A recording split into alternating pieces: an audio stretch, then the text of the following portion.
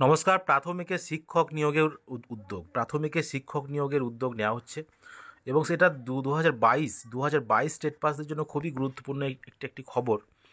দেখুন, উচ্চ প্রাথমিকে শিক্ষক নিয়োগের পর এবার প্রাথমিকে শিক্ষক নিয়োগের উদ্যোগ নিচ্ছে রাজ্য সরকার। বুধবার 2022 সালে প্রাথমিকে টেট উত্তীর্ণদের প্রতিনিধিদের সঙ্গে প্রাথমিক শিক্ষা পর্ষদের সভাপতির সঙ্গে মুখোমুখি এক বৈঠকে বুধবার এমনই ইঙ্গিত মিলেছে।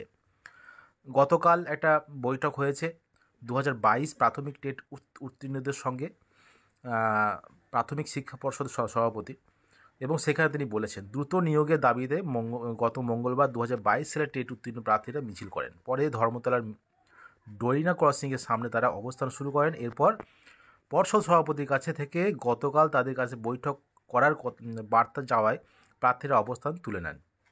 এদিন পর্ষদ সভাপতি গৌতম পালের সঙ্গে 2 ঘন্টার বেশি বৈঠক হয় প্রার্থীদের সঙ্গে।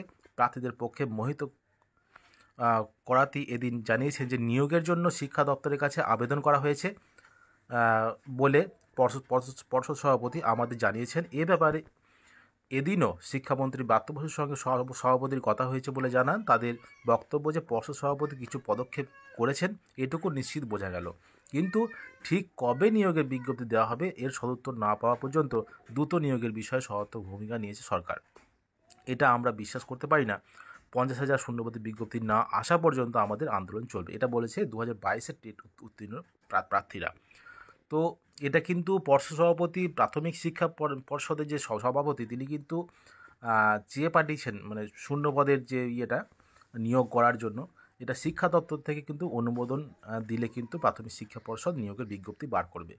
এবং 2022-এর টেট উত্তীর্ণদের কাছে খুবই কিন্তু গুরুত্বপূর্ণ এই বিষয়টি, কারণ আপার প্রাইমারি প্যানেলটা বেরিয়ে গেল এবং এরপরে 2022 সালের টেট উত্তীর্ণদের জন্য একটা নিয়োগের দাবি তোলা হয়েছে এবং সেই নিয়োগ বিজ্ঞপ্তি বার করবে বলেও জানিয়েছে।